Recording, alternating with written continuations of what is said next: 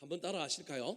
하나님을 기쁘시게 하는 삶. 하나님을 기쁘시게 하는 삶. 자, 사도 바울이 2차 전도 여행 때 저 터키 북부 지역을 전도하려고 하다가 환상 중에 우리에게로 좀 건너와서 우리를 도우라고 하는 어떤 사람의 환상을 보고 전도의 길을 바꾸어서 어디로 가기 시작했느냐면 지금의 터키 지역을 지나서 그리스 이런 지역으로 가는 유럽으로 들어가는 본격적인 전도 여행을 시작합니다.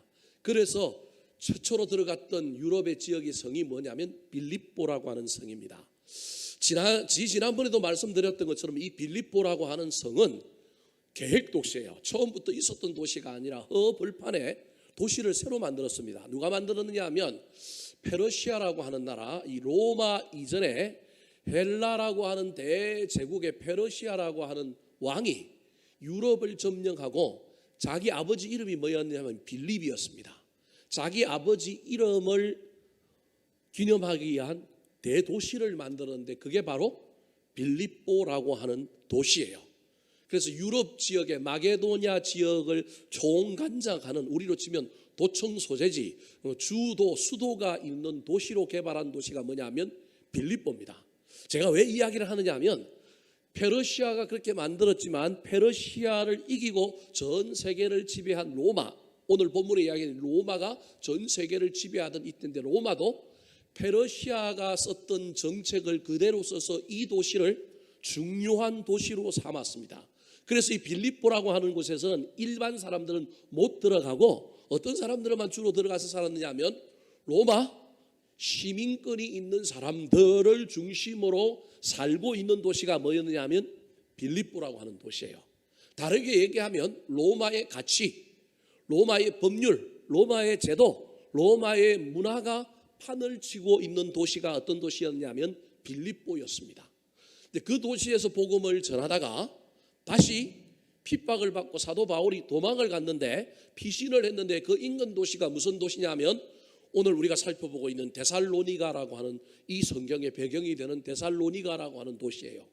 이 도시도 페르시아의 알렉산드라고 하는 이 왕이 빌립보라고 하는 대제국을 건설하고 난 다음에 자기 여동생이 있는데, 자기 여동생, 이복 여동생이에요. 이 여동생을 나중에 아내로 맞이하는데 이 여동생의 이름을 딴 도시를 만드는 거예요. 이 데살로니가라는 도시는 작은 기존의 도시가 있었는데 그 도시를 기반하여 또다시 도시를 넓히어서 계획도시로 만든 또 다른 계획도시가 데살로니가라고 하는 도시예요. 자기 여동생, 자기의 이복 동생인데 옛날에는 친족 간에 결혼을 했단 말이에요. 이복 동생의 이름을 따서 데살로니카라고 하는 이 도시를 엄청나게 크게 만든 도시인데, 이 도시 빌립보라고 하는 도시에서 복음을 전하다가 바울 사도가 어디로 갔느냐 하면 데살로니가라고 하는 도시에 가서 복음을 전하고 거기에서 새 안식일 약 한 달 정도를 지내면서 복음을 전했는데 교회가 만들어진 거예요. 근데 또다시 유대인들이 들고 일어나서 핍박을 하는 바람에 이 데살로니가에서도 오래 머물지 못하고 새 안식일을 지내고 난 다음에 사도 바울이 도망을 가서 아데네이라고 하는 도시와 그 다음에 어디로 갔느냐 하면 고린도라고 하는 도시에 가서 소식을 들었는데 어떤 소식을 들었냐면 자기가 3주 동안 있으면서 세웠던 교회, 지금 고린도에 와서 소식을 듣는 기간까지 따지면 한 5개월 정도 지났는데 이 교회가 자기가 없음에도 불구하고 이 교회가 무럭무럭 자란 거예요. 자란 정도가 아니라 신앙생활을 얼마나 잘하는지 저 북쪽 지역인 마게도냐와 지금 현재 사도 바울이 있는 이 고린도의 도시가 있는 이 지역을 아가야라고 불렀는데 이 아가야 지역에 소문이 난 거예요. 칭찬이 자자한 거예요. 예수 잘 믿는 교회, 본이 되는 교회, 얼마나 사람들이 막 칭찬을 너무 잘하는지. 그래서 칭찬 듣고 있는 그 교회 좀 더 믿음으로 든든히 세워보고 싶어서 사도 바울이 몇 번 가고 싶어 했는데 자꾸 막는 거예요. 막아서 갈 수가 없어서 자기 대신에 그래도 누굴 보냈느냐 하면 디모데를 보냈는데 디모데가 갔다 와서 소식을 전해주는데 이 소문이 사실인 거예요. 소문하고 다른 삶이 아니라 너무너무 신앙생활을 잘하고 있다는 소식을 듣고 그들의 신앙을 격려하고, 그럼에도 불구하고 신앙생활을 하고 있지만 고난을 당하고 있는 그 고난 속에서 그들이 이기기를 바라면서 쓰고 있는 편지가 어떤 편지냐면 바로 이 데살로니가 전서라고 하는 편지입니다. 1장부터 3장까지는 그들을 칭찬하고 그들의 신앙에 대하여, 그 다음에 사도 바울이 가고 싶었는데 못 갔던 이야기, 디모데를 통하여 들었던 이야기, 너희들이 고난 중에서도 잘 성장하고 있다는 그 소식을 그대로 전하면서 됐다 칭찬을 했습니다. 그런데 여러분, 선생된 자는, 가르치는 자는, 목회자는 칭찬만 할 수는 없습니다. 칭찬 플러스 오늘 본문에 보면 1절에 무슨 단어로 시작하느냐 하면 건면이라고 하는 단어로 시작합니다. 더 믿음이 성장하고 성숙하기를 바람으로 말미암아 너희들이 지금 잘 자라온 이 신앙의 성장과 성숙을 더 이어갔으면 좋겠다, 더 멋지게 더 자라갔으면 좋겠다, 그러면서 너희들이 하나님을 기쁘시게 하는 삶을 살았으면 좋겠다, 마땅히 성도가 행하여야 할 일을 행하셨으면 좋겠다, 내가 지금부터 그것이 무엇인지를 너희들에게 설명할 테니 하나님을 기쁘시게 하는 일, 마땅히 성도가 행하여야 할 일들을 잘 듣고 지금 현재 성장하고 성숙한 그 위에 이것들을 행하며 살아라라고 드디어 실제적인 신앙의 권면을 시작합니다. 1절 말씀이 이 권면의 핵심입니다. 자, 1절 말씀 같이 한번 읽어볼까요? 시작. 그러므로 형제들아 우리가 끝으로 주 예수 안에서 너희에게 구하고 권면하노니 너희가 마땅히 어떻게 행하며 하나님을 기쁘시게 할 수 있는지를 우리에게 배웠으니 곧 너희가 행하는 바라 더욱 많이 힘쓰라. 이미 알고 있지만 어떻게 하면 마땅히 행해야 할 것을 행할지, 어떻게 하면 하나님을 기쁘게 할지 이미 나한테서, 우리에게서 배워서 잘 알고 있고 그대로 하고 있지만 더욱 많이 힘써라 그러면서 이제 2절부터 하나님을 기쁘시게 하는 삶, 성도가 마땅히 행해야 할 삶, 더욱 많이 힘써야 할 삶이 무엇인지를 설명하고 있습니다. 사랑하는 성도 여러분, 이 내용은 사도 바울이 데살로니가 교회 교인들을 향하여 보낸 편지지만 어쩌면 이 편지는 오늘을 살아가는 저와 여러분, 우리 덕양중앙교회 성도들에게도 동일하게 전하는 편지임을 알고 사도 바울이 권면하고 있는 하나님을 기쁘시게 하는 삶, 성도가 마땅히 행해야 할 삶, 더욱 힘써야 할 삶을 우리의 삶으로 여기고 우리도 그 삶을 향하여 달려가게 되기를 우리 구주 예수 그리스도의 이름으로 축원합니다. 자, 그렇다면 하나님을 기쁘시게 하는 삶, 성도가 마땅히 행하여야 할 삶, 더욱 힘써야 할 삶은 어떤 삶일까요? 따라 하시겠습니다. 시대를 거스르는 거룩함. 시대를 거스르는 거룩함. 쉽게 얘기하면 거룩하게 살아라.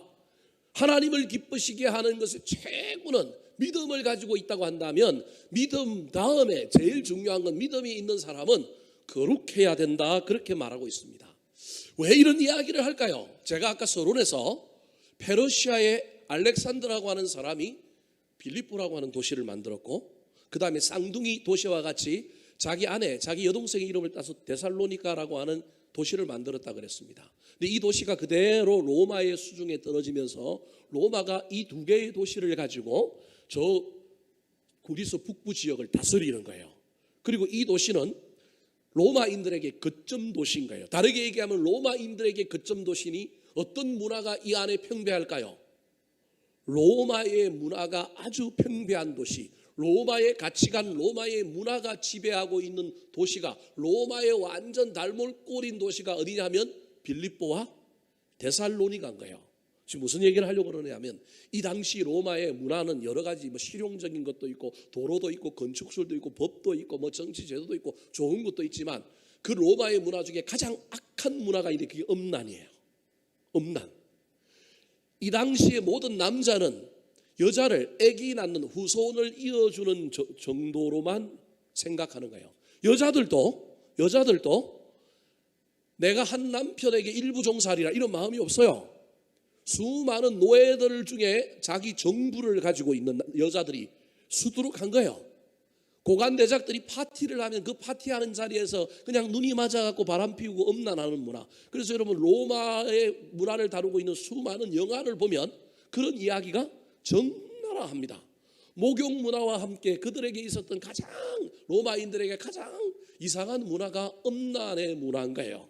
그러니까 이 데살로니가 교회에 살고 있는, 이 데살로니가 도시에 살고 있는 예수 믿는 사람들도 문화의 지배를 받는 거예요. 저와 여러분이 대한민국에 살고 있고 자본주의의 지배를 받고 있는 거예요. 예수를 믿지만 우리는 자본주의 신앙생활을 사실은 하는 거예요. 그걸 뭐 뒤엎어 보려고 애를 쓰는 목사님들도 있지만 제가 보기에는 그걸 뒤엎을 것이 아니라 그 속에서 창조적으로 우리의 삶을 다시금 살아가야 되는데, 여하튼 그 문화 속에 있는데 배격해야 될 건 배격하고 받아들이고 창조적으로 수용할 건 수용해야 되는데, 그 중에 받아들이면 안 되는 것 중에 하나가 뭐냐면 없다는 거예요. 너무 난잡한 거예요. 여러분, 그래서 사도행전과 누가복음이라고 하는 성경이 처음에는 누구를 향하여 쓰여졌느냐 하면 데오빌로라고 하는 한 개인을 위하여 쓰여진 거예요. 데오빌로를 그냥 데오빌로라고 하는 사람 이름으로 부르지 않고 각하라고 불러요. 그러니까 각하라고 부르는 건 우리나라로 오늘 치면 그냥 대통령 또는 뭐 도지사 또는 장관, 국무총리, 아주 그 당시 로마의 아주 고위 간직, 황제까지는 아닐지라도 황제의 버금갈 정도로 고관이었던 사람이 있는데, 그 사람이 누구냐면 데오빌로라고 하는 사람인 거예요. 이 사람이 누구에게 관심이 있느냐 하면 예수님에게 관심이 있어요. 기독교를 믿어볼 마음이 생긴 거예요. 그래서 자기에게 내가 기독교를 이해하고 기독교의 신앙에 들어가기 위하여 말로 듣는 것도 중요하지만 나한테 좀 책을, 교재를 달라. 그래서 만들어진 교재가 1권, 2권, 1부, 2부로 만들었는데 1부가 뭐냐면 누가복음이에요. 이건 뭐냐면 예수가 누구인지를 소개하고 있는 교재예요. 그 다음에 그 예수로 말미암아 제자들이 만든 교회와 성령의 역사를 기록하고 있는 책이 무슨 책이에요? 사도행전이에요. 그러니까 원래 누가복음과 사도행전은 교회를 위하여 지어졌기보다는 누구를 위하여 지어졌느냐 하면 데오빌로라고 하는 한 사람의 신앙서로 만들어진 거예요. 그래서 1권과 2권으로 만들어진 거예요. 그렇다면 도대체 이 데오빌로라고 하는 사람이 어떤 사람이기에 특별히 의사였고 역사학적인 지식을 가지고 있던 누가라고 하는 사람이 일반 사람도 알기 쉽도록 역사적인 관점으로 그 책을 읽을 때 예수 그리스도를 믿을 수 있도록 누가복음과 사도행전을 이 사람이 적어서 기록해서 그 사람에게 줬단 말이에요. 그게 나중에 그 사람을 회심시키고 난 다음에 이 책들이 이제 모든 교회를 향한 책으로 오늘날 사복음서라에 저와 여러분이 사도행전을 공부할 때 보는 책이 되었지만, 원래는 데오빌로라고 하는 사람을 위하여 지은 책이란 말이에요. 그럼 데오빌로라고 하는 사람은 도대체 어떤 사람이길래 그가 예수 그리스도에 대해 알고 싶어 했고 교회가 어떤 것인지에 대해서 알고 싶어 했을까? 그는 왜 이런 복음에 관심을 기울였을까? 여러분, 아무도 모릅니다. 그런데 추측할 뿐입니다. 교회의 역사에 의하면, 교회의 전성을 기록하고 교회의 또 다른 스토리를 기록한 여러 가지 책들에 보면 데오빌로라고 하는 사람이 나오는데, 이 사람의 아내가 있는데 이 아내가 누구였느냐 하면 기독교인 유대인 여자인 거예요. 그러니까 로마가 워낙 난잡하다 보니까 정권을 유지하고 권력을 유지하기 위하여 집안과 집안끼리 결혼을 하는데, 그 결혼은 사랑해서 결혼하는 게 아니라 자기들이 가진 것을 지키기 위하여 어쩔 수 없이 결혼을 하는 거예요. 그런데 결혼하는데 내 아내 될 여자에게 남자가 있다는 걸 이 남자가 알지만 뭐 하는 거예요? 결혼하는 거예요. 그러니까 결혼이 사랑이 전제돼서 하는 것이 아니라 집안을 지속시키고 권력을 가지기 위하여 결혼하다 보니까 남자 있으면 어때? 나도 누구 있으면 돼? 여자 있으면 돼. 그러고 결혼을 하는 거예요. 근데 이 데오빌로의 집안은 그래도 이 로마인들 중에서도 그나마 그래도 아무리 악한 곳에서도 어떤 사람들이 있을 수 있느냐 하면 선한 사람들이 있는데, 이 데오빌로의 아버지가 이 시대의 상황 속에 가만 보니 이건 말이 안 되는 거라는 거예요. 이 시대의 문화가. 그리고 로마인들 중에 집안 좋은 사람들 중에 어떤 여자를 들여도 이 여자는 깨끗하지 않고, 이 여자가 아이를 낳아도 아이를 잘 돌볼 것 같지도 않고, 예를 들면 이런 문화 속에 이 데오빌로 아버지가 데오빌로를 위하여 열심히 신부감, 거룩하고 정결하고 깨끗한 여자를 찾다 보니까 그 당시에 가장 거룩하고 깨끗하고 정말 괜찮은 사람들이 어디에 모여 있느냐 하면 예수쟁이들 속에 있는 거예요. 믿는 사람들 중에 있는 거예요. 그래서 그 중에 한 사람을 골라서 이 데오빌로에게 시집을 보냈거나, 아니면 데오빌로가 유대 지역을 여행하다가 정말로 눈이 맞아갖고 한 여자의 사랑이 빠졌거나, 여하튼 알 수는 없지만 이 데오빌로에게 누가 시집을 왔느냐 하면 예수를 아는 유대인 여자가 시집을 왔는데, 이 여자가 너무 정숙하고 너무 현숙하고 너무 멋진 거예요. 그러니까 이 여자를 사랑한 데오빌로가 이 여자가 믿는 예수 그리스도, 이 여자의 신앙에 대하여 관심이 생긴 거예요. 그래서 그 관심 때문에 자기 부인이 좋다 그러니까, 여러분 저같이 말뚝 보고도 뭘 해야 돼요? 절을 해야 되잖아요. 자기 부인이 너무 좋으니까. 그러면 내가 예수를 좀 알게 해달라. 내가 예수를 뭐 알아봐야 뭐 믿을지 말지. 그래서 쓰여진 책이 누가복음과 뭐였다고요?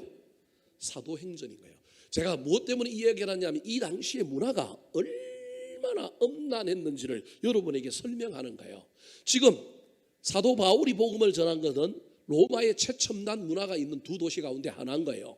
이 도시에서 예수를 믿고 신앙생활을 하지만 처음 회심을 하여 새 사람이 되었다고 하지만 전적으로 회심하여 온 삶과 가치관과 생활이 새로워지기 전까지는 많은 유혹이 있는데 그중에 가장 끊어버릴 수 없는 것이 뭐냐 하면 이 엄난의 문제. 이 도시 안에 있는 유대인들이 로마인들과 같이 살면서 보고 배우는 이 엄난의 문화, 이걸 사도 바울이 본 거예요. 그래서 너희들이 예수를 믿고 신앙생활 열심히 한다 그러니 이제는 그 엄난은 버리고 너희들이 예수를 믿었으니 다르게 산다라는 걸 보여줘라. 그 시대의 문화와 그 시대에 사는 사람들은 이런 식가 방식으로 살아가지만 너희들은 세상의 식가 방식이 아니라 하나님의 식가 방식을 따라 산다. 그래서 예수 믿는 사람은 다른 사람인 거예요. 우리는 같은 사람이 아니라 다른 사람인데, 다름이 있는 사람인데 너희들이 이 시대 속에서 다름을 보여줄 수 있는 것, 가장 확실한 것, 뭘 끊어버리는 거라고요? 엄난을 끊어버리는 거라는 거예요. 자, 3절과 7절 말씀 같이 한번 읽어볼까요? 시작. 하나님의 뜻은 이것이니 너희의 거룩함이라. 곧 음란을 버리고 하나님이 우리를 부르심은 부정하게 하심이 아니요 거룩하게 하심이니. 거룩하게 삶으로 너희들이 시대의 정신과 시대의 문화를 거슬러서 너희들이 다른 삶을 살고 있다는 걸 세상 사람들에게 보여줘라. 여러분, 우리나라 교회사에도 조선시대에 여러분 예수 믿는 사람들이 예수를 믿고 난 다음에 종을 다 해방해 줬습니다. 예수 믿는 사람들 중에 기독교를 일찍 받아들이는 사람들 중에서요, 여러분 그 시대에 유교가 지배하던 시대에 유교의 그 모든 것을 다 끊어버렸습니다. 한국 교회가 급속하게 성장할 수 있었던 것은 유교에서는 남녀 7세 부동석이고 여자들을 인간 취급 안 했는데 교회가 들어오면서 여자들을 인격적으로 대우하기 시작하고 여건을 신장시키고 여러분 한글을 가르쳐주고요, 교회 안에 여건을 존중하기 시작하는 문화가 한국 교회에서 시작되었기 때문에 한국 교회가 열광한 겁니다. 그 시대와 다른 삶을, 다른 거룩을 보여준 겁니다. 오늘날 한국 교회가 세상 사람들에게 손가락질 받고 인기가 없는 것 중에 하나는 우리가 세상 사람들과 다르다라고 하는 걸 보여주는 게 지금 없는 거예요. 우리도 똑같은 거예요. 목사도 세상 사람들을 가르침에 있는 뭐 교수, 교사, 뭐 다른 사람들하고 똑같은 가르침에 있는 배열에 있다고 그런다면 여러분 조사를 해봅시다. 만약에 대학 교수, 학교 선생님 예를 들 같으면 그 다음에 학원 선생님, 그 다음에 목사 1, 2, 3, 4번을 주고 이 중에 가장 인격적으로 존중할 사람 조사를 한번 해봐요. 그럼 목사가 1등 할까요? 1등 안 할 거라니까요. 왜냐하면 우리가 다름을 보여줘야 되는데 다름을 못 보여주는 거예요. 여러분 목사만 그럴까요? 예수 믿는 사람들 놓고도 여러분 사지선다행을 해가지고 다른 종교인들하고 해봐요. 우리가 게임이 될까요? 안 되는 거예요. 지금 하나님을 제일 기쁘시게 하는 것이 99% 같이 산다 할지라도 어쩔 수 없이 이 땅에서 우리가 어우러져 살아가지만 그럼에도 불구하고 내 자존심, 내가 믿는 예수를 믿는 가오가 있어서 그 중에 다른 하나, 그 중에 내가 몇 가지 중에 넌 붙들고 정말로 손해를 보더라도 억울하더라도 막 핍박을 당하고 고난을 당하더라도 붙들고 있는 다르게 사는 것이 있어야 되는데 그게 뭐냐면 거룩이라는 거예요. 거룩이 여러분 그냥 교회 열심히 나오고 신앙생활 열심히 하고 막 거짓말 안 하고 이게 거룩이 아니라 기독교의 거룩은 다르게 사는 겁니다. 그 다름을 세상 사람들이 인정해 주는 거예요. 예수 믿는 사람들 다르네. 저 사람들 때문에 우리가 빛이 나네. 저 사람들 때문에 희망이 있네. 이게 있어야 된다니까요. 그동안 그래도 복지라고 하는 측면의 교회가 많은 부분에 있어서 다른 여타의 종교기관보다 좋은 일을 많이 했습니다. 물론 부작용 때문에 그것을 또 이용해서 이상한 짓 하는 또 그런 기관도 있고 그런 목회자들도 있고 그런 교회도 있어서 문제이긴 했지만 그나마 그래도 복지 하나는 누가 책임을 졌느냐 하면 기독교가 사실은 책임을 지고 왔어요. 근데 이제 국가가 복지국가를 내세우기 시작하면서 이제는 이게 안 되는 거예요. 뿐만 아니라 이제는 복지가 돈이 된다는 걸 알기 시작한 세상의 많은 사람들이 복지에 뭐 하는 거예요? 뛰어들었어요. 이제는 교회가 복지의 영역에 들어서서 할 수 있는 일은 별로 없어요. 그냥 국가가 뭐 하기 좀 힘드니까 복지관 이런 거 교회에다 위탁해서 경영하십시오, 이런 정도지. 이제는 복지 또한 교회가 헤게모니를 짓고 리더십을 지고 있던 것들이 이제는 다 놓아진 거예요.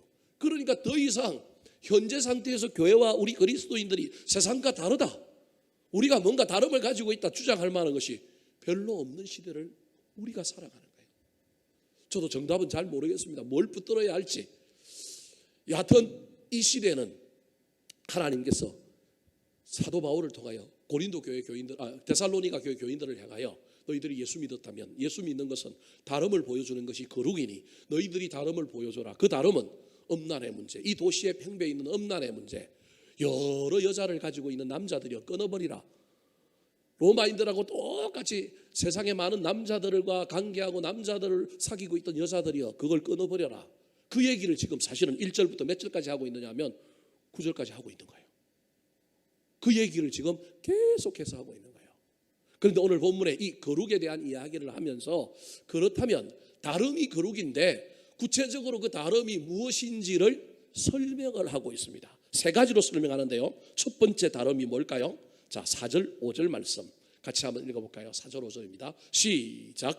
각각 거룩함과 존귀함으로 자기의 아내 대할 줄을 알고 하나님을 모르는 이방인과 같이 세욕을 따르지 말고. 자, 다름이 거룩이라 그랬는데 그럼 그 다름이 구체적으로 뭐냐? 첫 번째가 관계의 영역에서 사람을 거룩함과 존귀함으로 대하는 것이 다른 거라는 거예요. 그게 거룩이라는 거예요. 지금 사도 바울이 고린도 교회 교인들을 향하여 너희들 거룩해야 하나님을 기쁘시게 한다. 근데 그 거룩은 다르게 사는 건데, 그 다르게 사는 것이 음란을 버리는 건데, 단순히 음란을 버리는 정도가 아니라 너희들이 사람을 대함에 있어서 어떻게 대해야 되느냐 하면 존귀함으로 대하라는 거예요. 물론 저건 자기 아내에 대한 이야기를 남자들에게 지금 하고 있는 거예요. 남자들이요, 아내를 존귀하게 대해라. 근데 이건 단순히 아내에 대한 이야기뿐만 아니라 우리 그리스도인들의 전체 삶에 대하여 얘기하고 있는, 거룩함은 다른 게 아니라 인간을 인격적으로 대하는 거예요. 인격적으로 대하지 못하는 것이 있는데 그게 뭐냐면 5절에 나오는 욕심이에요. 음란의 영역과 관련하여 남자가 여자에 향하여 색욕을 품고 내 아내로 만족하지 못하고 다른 여자를 탐하는 것, 그것도 밑에 깔려있는 게 뭐가 있냐면 욕심이 깔려있는 거예요. 그러니까 저걸 그 당시 문화 속에 음란으로만 이야기하면 아내를 존귀하게 대하라, 문자 그대로 그렇게 해석하면 되고요. 색욕, 음란의 욕심을 버려라, 이렇게 해석하면 되지만 거룩이라고 하는 관점에서 보면 거룩이라고 하는 건 아내의 영역뿐만 아니라 전 사회적인 영역에서 저와 여러분은 거룩은 우리는 그냥 기도 열심히 하고 그냥 고매하고 고상한 게 거룩이라 그러는데, 지금 사도 바울은 거룩은 사람을 어떻게 대하는 거라고요? 존귀함으로 대하는 거라는 거예요. 사람을 돈의 가치, 이익의 가치, 그게 색욕, 욕심인 거예요. 그것을 따라서 대하지 말고 욕심이 아니라 인격적으로 존귀하게 대하는 것, 그것이 뭐라고요? 거룩이다, 그렇게 말하고 있는 겁니다. 두 번째 거룩을 뭐라고 얘기하고 있을까요? 자, 두 번째 거룩 우리 6절 말씀 같이 한번 읽어볼까요? 시작. 이 일에 분수를 넘어서 형제를 해하지 말라. 이는 우리가 너희에게 미리 말하고 증언한 것과 같이 이 모든 일에 주께서 신원하여 주심이라. 자, 거룩하게 사는 것이 하나님을 기쁘시게 하는데 거룩이 뭐냐? 첫 번째로는 뭐라고요? 존귀하게 대하는, 관계의 영역에서 존귀함을 잃어버리지 않는 게 거룩이라는 거예요. 여러분, 사람 무시하지 마시고 누군가를 향하여 여러분 존귀하게 대해 주시기 바랍니다. 그런데 두 번째가 거룩함이 뭐냐? 분수를 넘어서지 않는 것이 존귀함이라는 거예요. 여러분, 저 6절 말씀은 철저하게 남녀의 관계에서 가정의 영역에서에 대한 이야기인데 저는 지금 그걸 뛰어넘어서 여러분에게 해석하고 있으니까 여러분 잘 이해해서 들으셔야 합니다. 저건 분수를 넘어서 형제를 해하지 말라는 건 뭐냐 하면, 나에게 주어진 문수는 내 아내인데 내 아내에 만족하지 못하고 다른 여자가 너무 마음에 들어서 그 여자를 내 아내로 삼고 싶어서 형제를 뭐 했다고요? 해하고 죽였다라는 거예요. 이게 로마의 가치였던 거예요. 무슨 말씀이 이해되시죠? 이런 시대에 자기 아내에 만족한 것이 개인적인 윤리적인 거룩이라고 한다면, 사회적인 영역에서, 삶의 영역에서는 무엇을 거룩이라고 하느냐 하면 분수를 아는 거예요.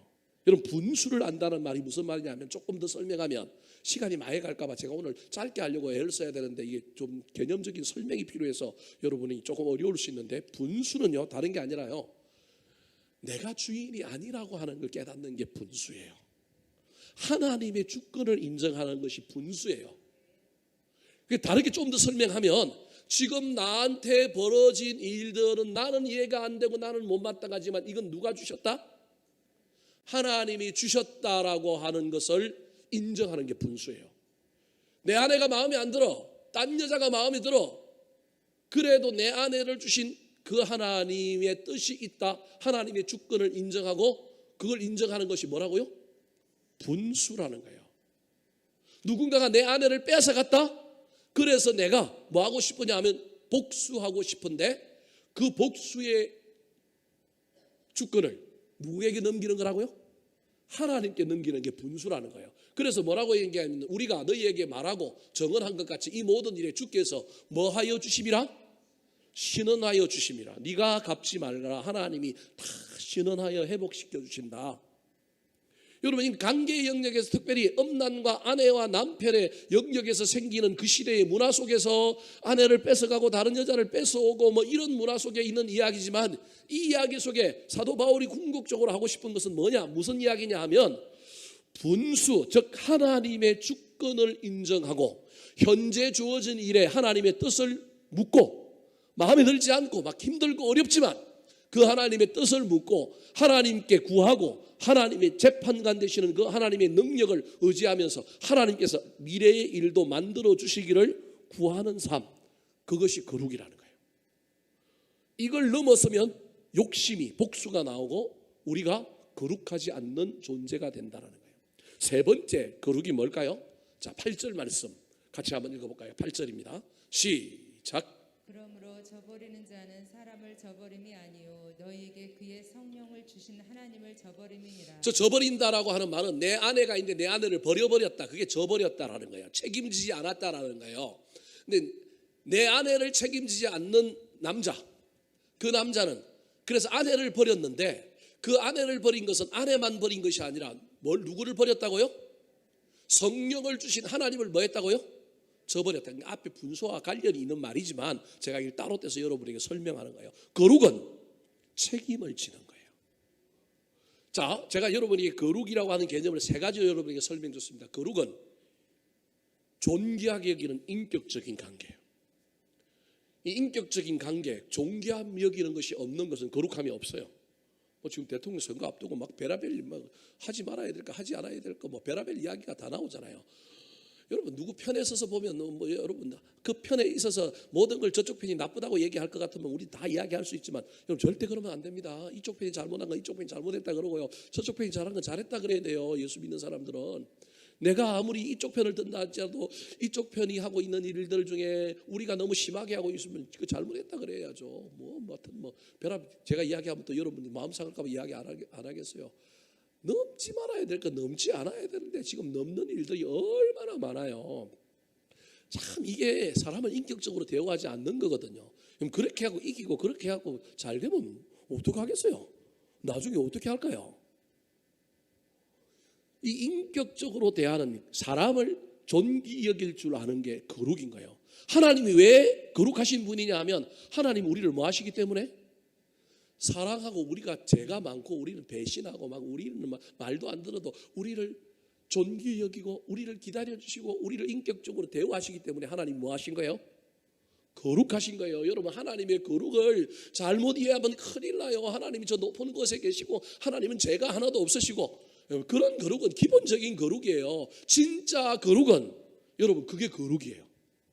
인격적으로 대해주는 것. 또 다른 거룩은 나의 나됨의 주인을 내려놓는 거예요. 분수를 안다는 건 다른 의미로 내가 주인이 아니라고 인정하는 것, 하나님이 주인이라고 하는 것. 그 하나님이 지금 현재 시퍼렇게 눈을 뜨고 하나님이 지혜로우신 그분이, 나는 지금 이해도 안 되고 나는 막 마땅치 않지만 지금 나한테 펼쳐주시는 일들 가운데 하나님의 경륜이 있다니까요. 내가 어떻게 해보고 싶은 일들 가운데 그게 악한 일이라고 한다면, 내가 하지 않아도 누가 하실 일이냐 하면 하나님이 하실 일이다라고 하는 걸 아는 것, 그 분수를 아는 것이 거룩이라는 거예요. 세 번째가 뭐라고요? 저버리지 않고 뭐 하는 거라고요? 책임지는 게 거룩인 거예요. 저버리고 책임지지 않는 것, 그건 거룩이 아니라는 거예요. 지금 나에게 맡겨진 사명, 지금 나에게 맡겨진 자녀들, 지금 나에게 맡겨진 일들을 책임지지 못한다면, 여러분 아까 분수와 관련하여, 주권과 관련하여, 여러분 하나님 그걸 나한테 맡겨주셨는데 내가 그걸 제대로 감당하지 않고 내가 그걸 버려버린다면 누구 뜻을 거스리는 거예요? 하나님의 뜻을 거스리는 거죠. 하나님이 나한테 너가 맡아라라고 주셨단 말이에요. 제가 알고 있는 지금 제주도 열방대학에 SBS 간사하고 있는 우리 조진호 목사라고, 그 아내가 애를 낳았는데 애가 머리가 이상하고 나왔어요. 어릴 때 그 아이가 태어나서 수술도 얼마나 많이 받고 지금도 저하고 지금 이렇게 학교 들어가서 잘 자라요. 수술도 뭐 서울에 와서 뇌 수술만 몇 번 했는지 몰라요. 김하영 간사가 제가 옛날에 저 면목동 동일교회에서 제가 전도사 할 때 제 밑에서 간사하면서 열심히 했던 자매인데, 예수전도단 출신인데 이 친구가 얼마나 저를 따르고, 그런데 제주도 갔는데 애를 태어났는데 둘째가 태어났는데 둘째가 머리가 이상한 거예요. 잘못 태어나가지고 그 아이를 키우고 그 아이를 수술하는데 돈도 많이 들고 얼마나 어려운지 몰라요. 근데 그 두 부부가 탁 기도하다가 깨달은 것이, 이 아이가 자기들에게 태어나지 않고 다른 사람들에게 태어났으면 버림을 받았을 거고 이 아이를 제대로 키우지 못할 건데, 그래도 우리 부부가 이 아이를 감당할 수 있다고 생각했기 때문에 하나님이 다른 가정에 주시지 않고 누구에게 주셨다? 자기들에게 주셨다는 거예요. 제가 그 말을 듣는데 얼마나 막 감동이 되고, 아이고 저것들이 돈도 없는데 저 수술비를 어떻게 하고, 그래서 제가 여기저기 돌아다니면서 모금도 해주고 도와주고, 지금도 제주도 가면 오라 그러는데 제가 가면 제 성격에 뭘 줘야 되잖아요. 줄 게 없어서 사실은 못 가는 거예요. 제주도 가면 오라고 막 난린데, 지난번에 안식일하고 터키 가면서 재작년인가 재작년인가 제주도 와서 자기 집 비었으니 자기 집에서 좀 자고 가라고 얘기하는데도 못 가겠는 거예요. 가면 뭘 좀 두고 와야 되는데 뭐 형편이 안 되니까. 근데 그 부부가 그때 그 한 말이 제 머릿속에 아직도 남아 있어요.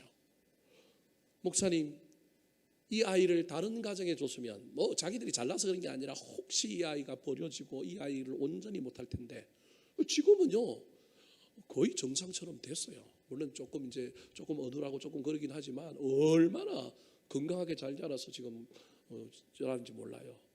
그래서 그 부부를 볼 때마다 얼마나 제 마음에 대견함이 있고, 야, 비록 내가 뭐 온전히 다 가르친 건 아니지만 내 밑에서 제 친구들이 잘 배웠구나. 둘이 싸우다가 막 헤어져 가지고 막 남난 될 뻔했는데 제가 또 불러 모아가지고 또 붙여주고 그랬거든요. 존 비비어의 관계라고 하는 책 갖고 둘이 앉혀놓고 공부하면서 관계는 이런 거다 서로 또 이야기하면서 그렇게 해갖고 둘이 결혼해가지고 지금 이제 사역자의 길을 잘 걸어가고 있는데, 그 얘기를 들을 때 얼마나 감사한지요.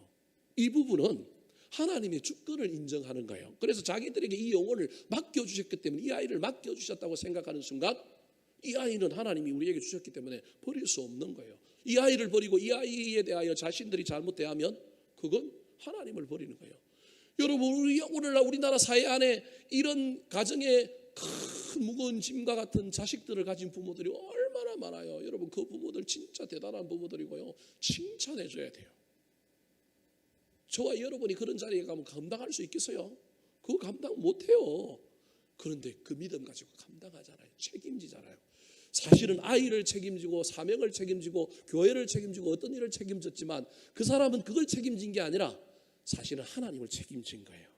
그걸 누가 알 거냐면 우리 하나님 알 거라니까요. 이게 거룩인 거예요. 음란의 문제에서 시작한 거룩을 제가 여러분의 학태 해석에서 오늘 여러분에게 설명했지만, 하나님이 제일 기뻐하시는 것이 거룩이고, 데살로니가 교회 교인들이 살던 그 시대에는 이 로마의 음란의 문화를 끌어버리는 게 거룩이지만, 오늘을 살아가는 저와 여러분은 그걸 플러스하여 저와 여러분은 사람을 인격적으로 존중하고 관계 영역에서 잘 대하는 게 거룩임을 잊어버리면 안 됩니다. 내 삶의 영역에서 내 분수를 인정하고 하나님의 주권을 인정하는 게 거룩임을 기억해야 합니다. 뿐만 아니라 나에게 맡겨진 건, 여러분 하다가 어쩔 수 없이 때로는 버리기도 하고 때로는 실패하고 넘어지기도 할 수 있어요. 제가 그것까지 여러분에게 그거 안 된다라고 말할 수는 없어요. 그런데 여러분, 할 수만 있다면 나에게 책임지라고 맡겨주신 것을 저버리지 않고 맡으려고 애를 써봐야 됩니다.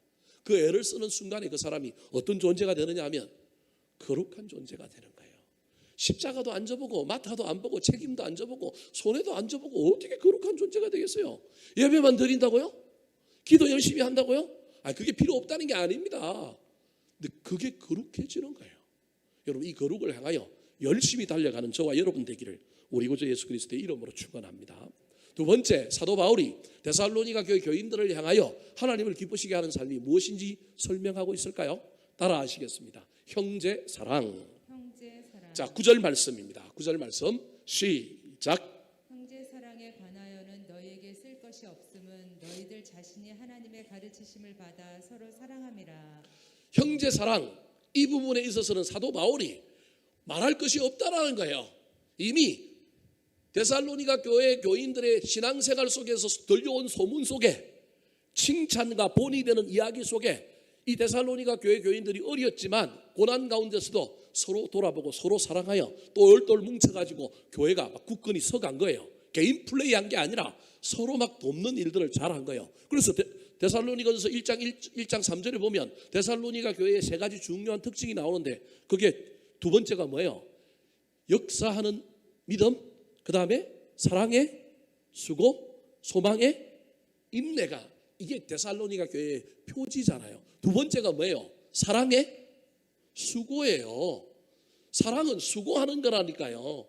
형제들을 향하여 사랑함으로 수고하는 사람들이 있어서 고난 가운데서도 서로 연대하여 서로 도우면서 열심히 산 거예요. 그런데 여러분 보십시오. 저기 서로 사랑하고 형제 사랑했는데 이 사랑이 우리 안에 없어요. 내 안에 사랑이 없다니까요, 여러분. 그래서 지금 뭐라고 해요? 너희들 자신이 하나님의 뭘 받아? 가르치심을 받아 서로 뭐함이라? 사랑함이라. 내 안에 있는 사랑으로 남편 사랑하려고 하면 안 돼요. 그거 왼수인데, 그죠? 그래서 우리는 사랑을 받아야 된다니까요. 하나님의 가르치심을, 위로부터 사랑을 받아야 사랑할 수 있는 존재라니까요. 여러분, 누군가가 사랑이 안 됩니까? 그 지극히 정상적인 거예요. 지극히 정상적인 거예요. 그래서 저와 여러분 신앙생활하는 가운데 하나님 내 마음 바꿔주시고 나를 부드럽게 해주시고 내 마음 풀어주시고 하나님의 사랑이 내 안에 들어와서 다 용납되게 하여 주십시오. 그래야만 되는 거지. 그거 안 된다니까요. 그래서 여러분, 상대방 미워하지 말고 하나님께 떼쓰시기 바랍니다.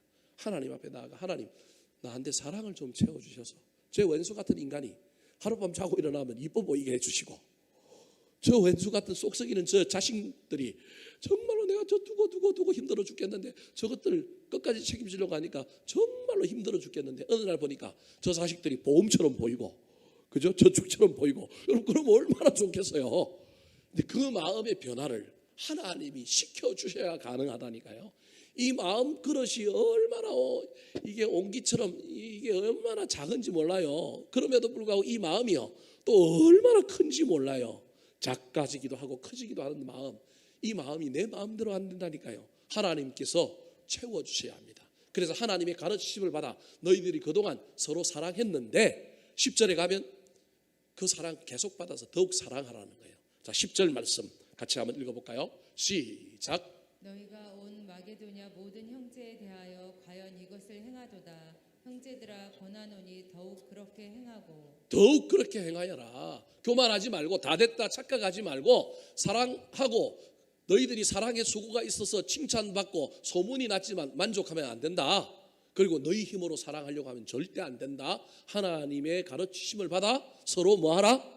사랑하라. 사랑하는 성도 여러분, 예수 믿는 자들이라고 한다면 거룩함이 있어야 합니다. 근데 그 거룩함을 넘어서 우리에게 뭐도 있어야 되느냐 하면 사랑이 있어야 합니다. 믿음은 무엇으로 증명되어야 되느냐 하면 사랑으로 증명되어야 합니다. 갈라디아서 5장 6절 말씀입니다. 시작. 그리스도 예수 안에서 할례나 무할례나 효력이 없으되 사랑으로서 역사하는 믿음뿐이니라. 사랑으로서 역사하는, 사랑으로서 살아있다라고 증명하는 것이 믿음이라는 거예요. 믿음은 사랑함으로 증명되어진다라는 거예요. 저 사랑이 저와 여러분의 삶에 넘쳐 흘렀으면 좋겠습니다. 우리 힘으로 하려고 하지 말고 하나님께 채워달라고 기도하여서 사랑하며 살아가는 저와 여러분의 남은 생애가 되기를 예수님의 이름으로 축원합니다. 마지막으로 사도 바울이 데살로니가 교회 교인들을 향하여 하나님을 기쁘시게 하는 삶을 살라고 권면하는데 어떤 삶일까요? 따라 하시겠습니다. 현실에 최선을 다하는 성실. 현실에 최선을 다하는 성실. 자, 데살로니가 교회 교인들이 어린 교인이었지만 서로 하나 되어 사랑하는 가운데 칭찬을 받고 본이 되고 뜨겁게 신앙생활을 할 수 있었던 것 중에 하나가 그들이 아주 순수하여 그들 속에 예수님이 곧 오신다라고 하는 임박한 종말론이 있었던 거예요. 예수님 오시니까 우리는 조금만 참으면 되고 모든 거 다 견디면 되고 더 예수 열심히 믿자, 그런 거예요. 이걸 임박한 종말론이라고 얘기하는데, 이 종말론 때문에 사람들이 현실을 소홀히 하는 문제가 이들에게 있는 거예요. 이 문제를 해결하고 싶어서 사도 바울이 사실은 고린도전서를 쓴 거예요. 데살로니가 전서를 쓴 거예요. 그래서 그 문제를 오늘 본문에 하나님을 기쁘시게 하려면 거룩한 것, 사랑하는 것, 그것도 중요하지만 또 다른 하나가 있는데 뭐냐면 현재 너의 삶의 자리에서 최선을 다하여 성실히 일하는 것이 하나님을 기쁘시게 하는 거다. 11절, 12절 말씀 같이 한번 읽어볼까요? 시작. 또 너희에게 명한 것 같이 조용히 자기 일을 하고 너희 손으로 일하기를 힘쓰라. 이는 의인에 대하여 단정히 행하고 또한 아무 궁핍함이 없게 하려 함이라. 열광적인 신앙 좋다. 그런데 열광적인 신앙이 열광적이라고 열광적인 게 아니라 내면이 열광적이어야 되고 외유 내강이어야 한다. 그러면서 데살로니가 교회 교인들이요, 예수 열심히 믿고 뜨겁게 믿는 거 좋은데 현실의 삶, 너희들의 가정, 아내, 남편, 자녀들 그리고 생업을 소홀히 하지 말라. 조용히 자기 일을 하고 너희 손으로 일하기를 뭐하라고요? 힘쓰라. 임박한 종말론 때문에 교회만 모이고 예배만 드리고 막 가정은 내팽겨주고 막 빨래도 안 하고 막 남편 밥도 안 해주고 막 이런 일들이 생긴 거예요 지금. 그래서 진짜 신앙은 그런 거 아니다. 거룩하고 사랑하지만 현재의 삶에 주님 오실 날 아무도 알지 못한다. 언제 오실지 모른다. 도적같이 임한다.